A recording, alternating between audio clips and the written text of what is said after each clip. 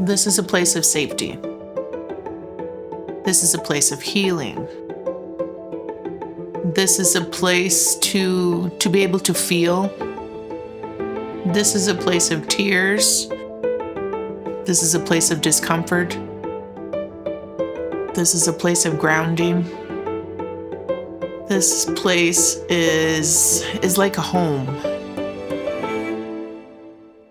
In 1975, International Women's Year, a committee was formed of women from all various walks of life. I got involved in a women's consciousness raising group. We never followed the proper rules of consciousness raising. We always argued. Those arguments developed into policy directions. We met every week on Monday night at my house on Little Harbor Road because I had the biggest living room. But there would be points of view people would get very hot about.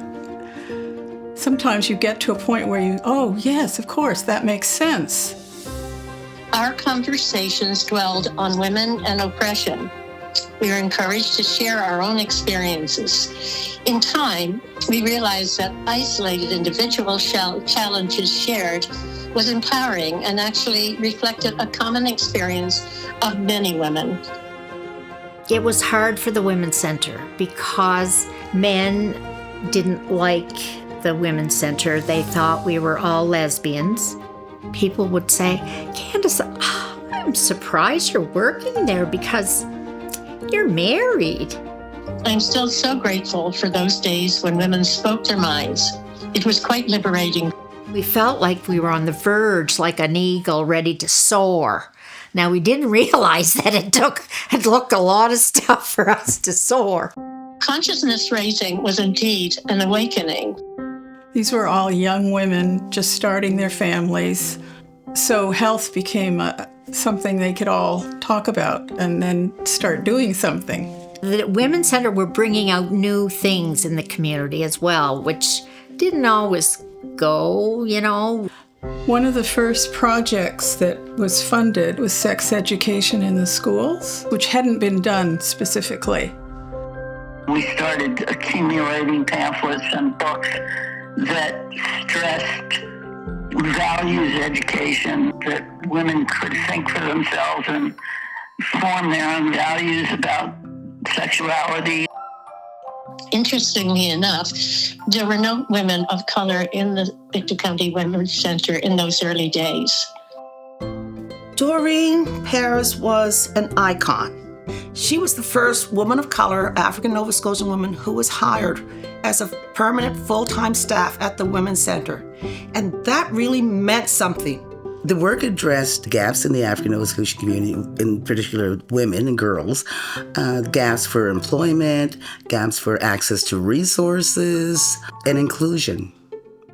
The Women's Center was expanding on all fronts. It was more inclusive in nature, and that was important because they were familiar and they were reading the dynamics of the community. Which led to more initiatives and projects and outreach.